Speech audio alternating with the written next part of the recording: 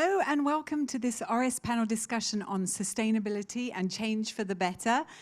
Today we're going to be discussing how this important issue is more than a project at Oris, it's a whole philosophy.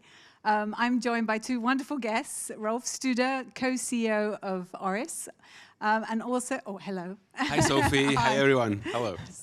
And also, I'm delighted to introduce Kristian Haagen, who is a watch expert, journalist, author of several books on horology, and you're also founder of Daily Watch. Is that correct? Correct. I'm not an expert, though. Yeah, that's not true. I don't think anyone is, but I'm also a great fan of Oris. I have to admit that. Yeah, so yeah. you can add that. Okay. Oh, excellent. Okay. Rolf, let's start maybe at the beginning. A lot of watch brands now are getting into sustainability. It's a bit of a hot topic, has been for a couple of years, but you've been doing this for a decade. Where did it all start? Yeah, it's true. Sustainability in the luxury industry is one of the big topics of the moment. We have been doing that for a long time because it's really at the heart of who we are. We are an independent company. We always had to look after our means, to be careful with how we use our resources, our means, and from that comes an attitude and comes a philosophy. And then also we are the enlightened brand in this somewhat feudalist industry, so we take responsibility for our own actions, and taking responsibility for what you do also means doing the right thing. And I think that's the basis of this engagement that we have with sustainable causes, have had for a long, long time. Yeah, great. Kristian, you're a journalist. You follow all the brands across the spectrum. How do you consider Oris in terms of sustainability? Are they at the forefront of this movement? Absolutely. I mean, this is not a one-off. This is not a marketing plan that Rolf and his staff looked into. Like, we should probably do this. You know, you've done that for a decade already. There's a lot of watches that proves the involvement of Oris. And in terms of your colleagues, I think being in the watch industry is already a sustainable industry, if you like. I mean, we have two important sustainable products. There's a push bike, bicycle, and a mechanical watch. If you treat them well, they will be for the next generation. But also in terms of what is luxury, for instance. A gentleman back in the 20s, Emile Hermès, he said, true luxury is a product that can be repaired. And I think that covers everything in terms of a mechanical watch industry. Oris only had a short stint with the quartz movements, I think during the 80s, 90s. And besides from that, it's a mechanical watch. So I think already sustainable, and I know that Rolf, especially since he took over the helm at Oris, has been doing a lot to keep a sustainable rumor around the Holstein company. Rolf, you've made a huge announcement this week. I'd love you to share it with everyone, that Oris is now climate neutral. Can you tell us a little bit more about this? Yeah, we have been working on the theme and on the topics of being more sustainable for a long, long time. And we want to make that next step, and we wanted also here to take responsibility. And you need to have facts and figures to be able to make a change, and you need to be able to measure it. And we have evaluated our carbon emissions. We will compensate for them, and therefore we are climate neutral. But not only that, we also want to reduce our emissions on a global level. We are certified now as a global organization, and we want to reduce every year over the next 3 years 10% of our emissions compared to the level of 2019. I don't know if you're going to make it, but we want to have that target out, so we hold ourselves accountable and we really do everything that we get there. And we already took first steps. We are at this moment renovating our factory in Hülstein, we are isolating the roof that will save about 30% of heating energy. We are installing solar panels that will allow us to make 60% of the electricity that we use ourselves. These are some of the steps. Others are that our standard watch boxes already now, they are out of recycled cardboard. We are now in a project to evaluate how we can reduce their weight, because we know now through the evaluation that if we halve the weight, we will save several tons of CO2. So that's a process we are going through, and yeah, I think you can see that we really mean it, and that it's not just an opinion or a marketing stint, but really an attitude. And also, it doesn't stop with these things. It must come from the team. Everybody must be involved in these things at Oris, and we do a thing that we call inner cleanup. That means we discuss in Hülstein, but also on a global level, what can each one of us contribute. Not everybody has the same lifestyle, and not everybody does the same thing, but if you share what makes this world a better place, then suddenly new ideas come up. There is one person who says, I don't eat meat because I don't believe in killing animals, and also it's not good for the climate. We chatted before, and I gave this example of one of our watchmakers who brought this old pen to that workshop and said, I bought this pen 30 years ago. It was very expensive, but it's here for life. Yeah. And these are the things that then make us really change things, and not just have a campaign or an opinion, but really an attitude and develop a philosophy.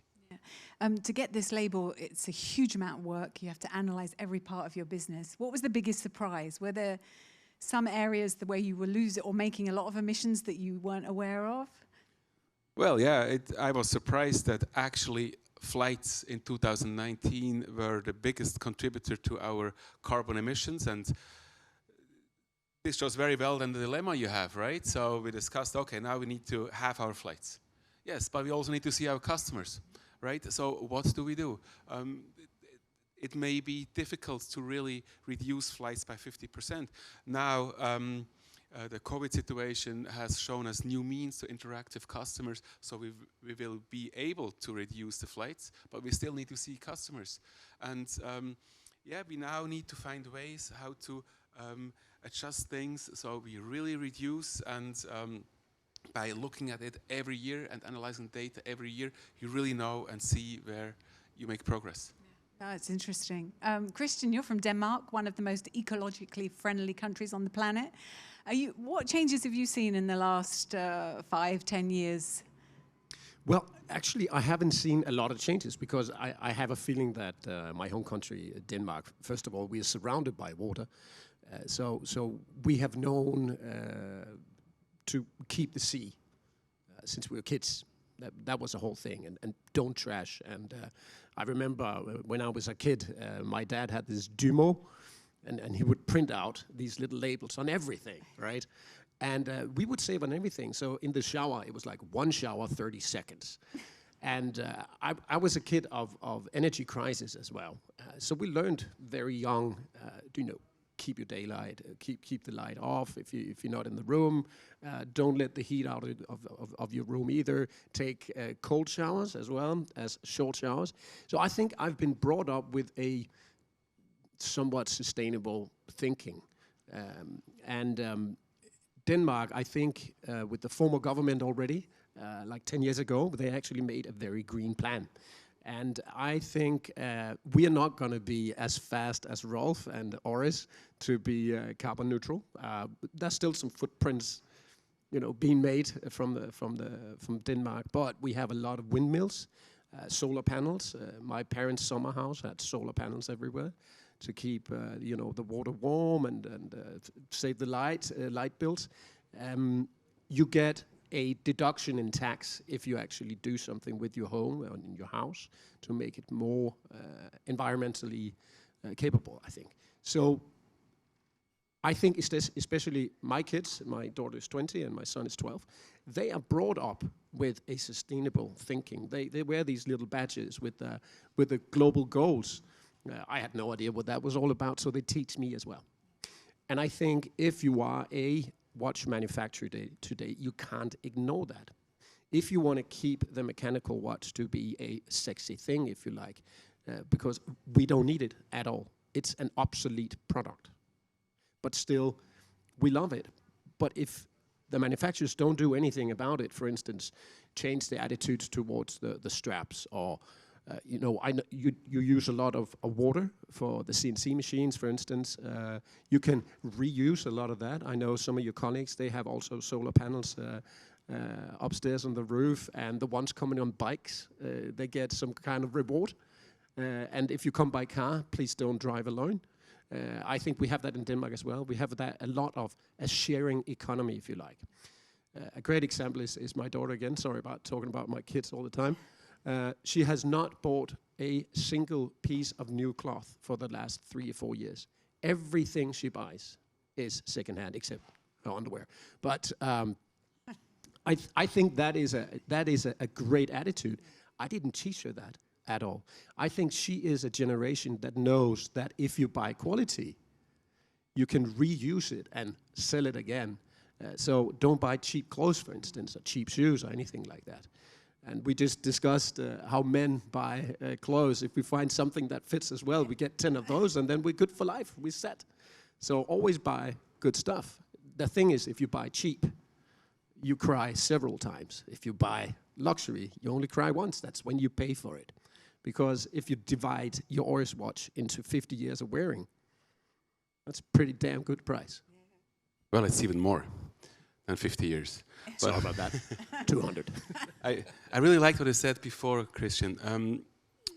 Common sense, right? At Oris, we pride ourselves to have the luxury of common sense. And we just need more common sense back in our lives, right? We need to think about how we grew up, how our parents grew up, how they lived with the seasons, how it was normal to just eat what is produced locally now at this time of the year. That's how it was for centuries. And only in the last few decades, things have gotten off track. And I see that also, what you just said with your kids, that the young generation, they come back to that kind of thinking. And hopefully, we are the last generation who abused that planet to that extent. And a watch doesn't change the world, but a watch shows your attitude towards things. And that is actually the thing I like most about mechanical watches. That it is something that is really here to stay. It is made with pride. It is made very well. It is made in a way that you can always repair it. And that should not just be the case with your watch. That should be the case with most of the things you own. You mentioned clothes, your tools, your whatever. If you consume less, it will help the planet naturally. If we bring back common sense, I think it will help all of us. Common sense is definitely a good product, I'd say. I'm not going to say that now we were talking about our children. I don't think we should badmouth our parents. But they definitely did use the planet in a very different way. But also being Danish, our royalty was a very different breed, if you like. And I think if you look at Danish furniture, for instance, I think that Switzerland and Denmark actually has a lot in common. And I think that in common is practicality. And I know the Japanese are very fond of Danish furniture because it's practical. It's not too big, it's not too small. It is made to sit comfortably in, and it happens to be very beautiful. And I think we have learned a craftsmanship. If you chop down a tree, you have to reuse everything. If you kill an animal, you have to reuse everything. And I'm not saying it's a good thing to kill the animals, but to reuse everything. Don't leave anything back. And I think that has been a huge problem in the watch industry as well. The enormous use of natural water, for instance. But also what I really like about when you come to Switzerland and when you go to the manufacturers, you know why the windows are there for the perfect light, and it's always with the green fields. So you don't have these huge industrial cities where the watches are produced. It's still a craftsmanship that is very much inspired by nature.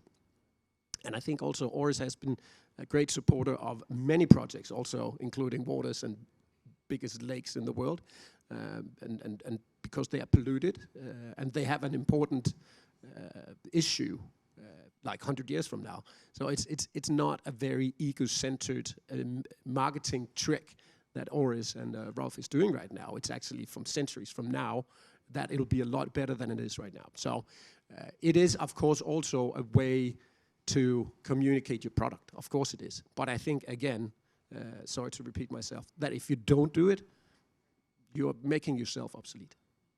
I wanted to go back sort of to a comparison between Denmark and Switzerland, because one thing we have in common is that we're very close to nature. I mean, we have our lakes, our mountains, you have the sea and your beautiful countryside. Do you think that makes us more susceptible to thinking about the planet? Maybe if we live in a big city, we're not really connected. I wondered if you had any thoughts about this connection to nature. Well, I think so. The closer you are to nature, the more you're out there, the more you understand that you are just a part of this world, and that actually this world around you is making the rules, and that's not we as humans. You said we abuse the planet. We absolutely abuse the planet, and now we need to find our way back, and we need to reconnect ourselves with nature and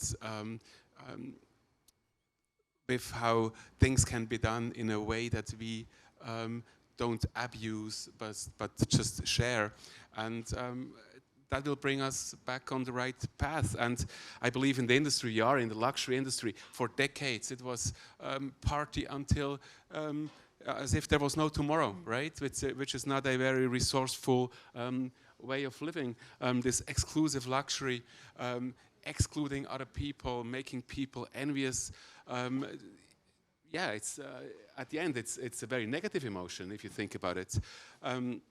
At Oris, we always have been a little bit away from the centers of watchmaking, a bit the maverick of the Swiss mechanical watchmaking industry, and we always have lived a more inclusive form of luxury that now is very much spot on with what's going on, not excluding people, but sharing the joy about an object, about a thing that has a value, that can be shared, that can be traded, that is here to stay. And I am glad to see that the industry now slowly moves into that direction. And if that also changes our thinking, then we will go into the right direction. Still, as a watch company, we want to be a light tower and do more than we would have to do just to show what can be done. I think that is our ambition, and at the end we want to inspire people with our product. You don't need a mechanical watch, you're 100% right. Your mechanical watch says something about you.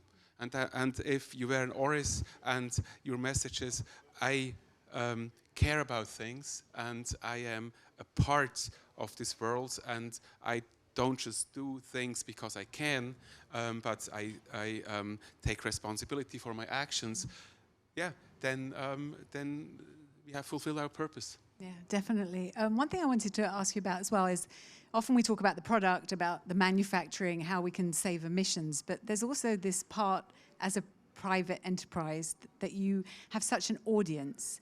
You know, you can raise awareness. I mean, I have discovered parts of the planet that I did not know existed thanks to you. You know, like the Lake Baikal with that wonderful swimmer who swims across it and the water's like 0 degrees. There's the Wadden Sea, which is near you, which I'd heard of but really knew nothing about. So you're not only letting your customers and your fans voyage with you, but you're also raising awareness about different issues around the planet, which has a huge value as well. It's not just the elements of the watch. quite frankly, this is the privilege I have, right? To have that leverage and to be able to communicate these values that are the Oris values that I personally believe in to the world, and try to help to change things for the better with the means we have. And yeah, very fortunate to be able to do that.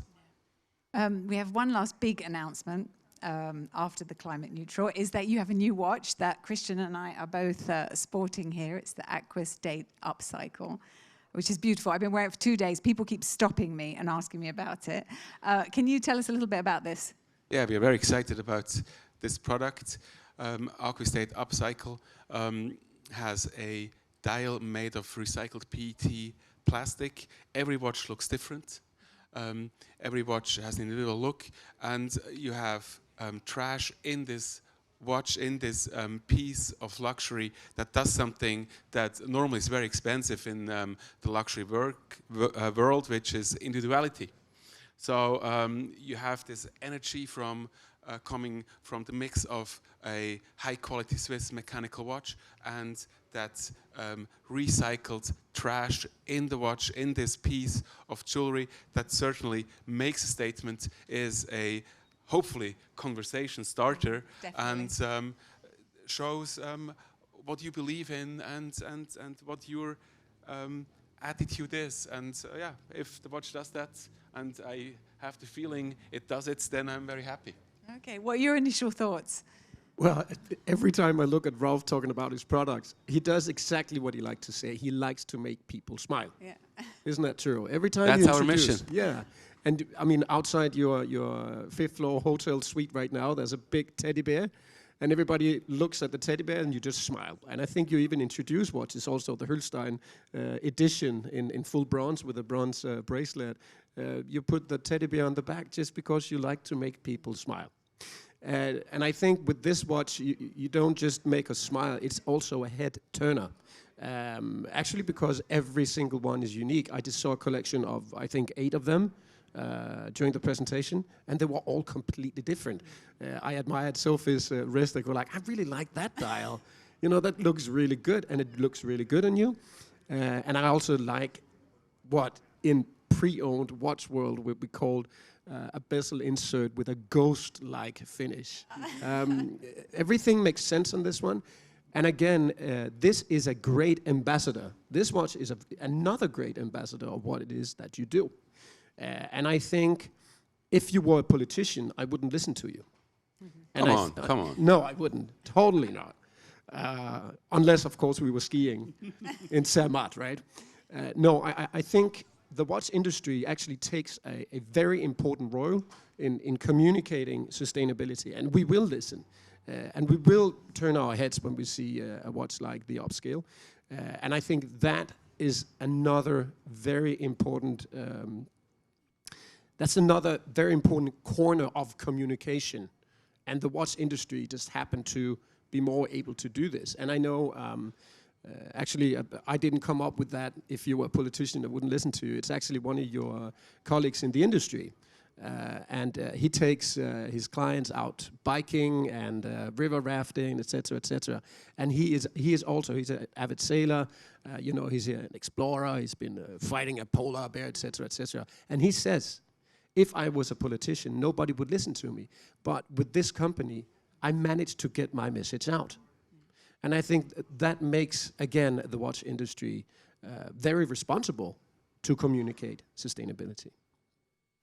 Yeah, I think if we can bring change for the better while making people smile, that's exactly what we want to do. And if we are able to shift our industry towards a more responsible understanding of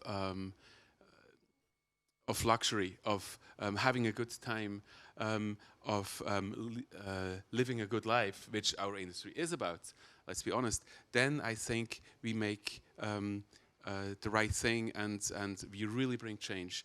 And at Oris, we also try to advance these things with the Change for the Better Days that are now coming up. That's initiative that's also related to that product, where we have cleanup days around the world, where we as a Swiss luxury watch company bring people out to the beaches to collect trash and have a good time doing that, and just understanding what's happening and being part of this world we are living in, and not just have life up there, you know. And if we can do that, and if luxury is going to develop into that direction, then I think we really will bring change for the better. If anyone wants to be part of that movement, please go to our website. There are a lot of Change for the Better days happening around the world. Be part of it. Join us in doing the right thing, and you can also have a look at our product there, of course, but mainly it is about bringing change for the better. Excellent, wonderful. That's a great way to conclude. I'm going to open up the floor for questions if anybody would like to ask anything from the audience. No? Well, actually, then I have a surprise for you. Yeah, no, it's okay. It's a good surprise. I have a young woman here, and let me get Larissa Specher from Climate Partner, who is here to give you your climate neutral certificate in person. She came all the way here. Oh, that's great. That really is a surprise. I didn't know that this was happening. No, we've been organizing this. So Larissa, would you like to come up? Here she is. Oh, sorry, I couldn't see you around there. So here we go. Thank you so much. Thank you so much. No, that's really great. And we are so happy that we are now certified. It also is an obligation, because when you have numbers, you're accountable. And we will see next year if we really made the change we wanted, because now it's measurable. So thank you for doing that for us, and now the responsibility is with us. Thanks to you. Thank you.